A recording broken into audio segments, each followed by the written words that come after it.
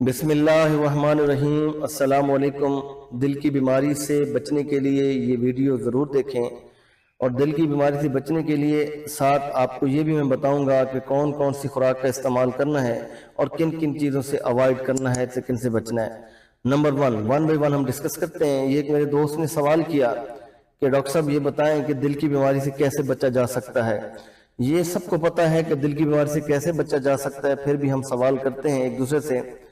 پہلی بات یہ کہ اپنے لائف سٹائل کو بدلیں، لائف سٹائل کو بدلیں۔ ٹائم پہ سونا ہے، ٹائم پہ اٹھنا ہے، ٹائم پہ جو کھانے کا ٹائم ہے کھانا کھانا ہے، ہیلدی ڈائٹ لینی ہے۔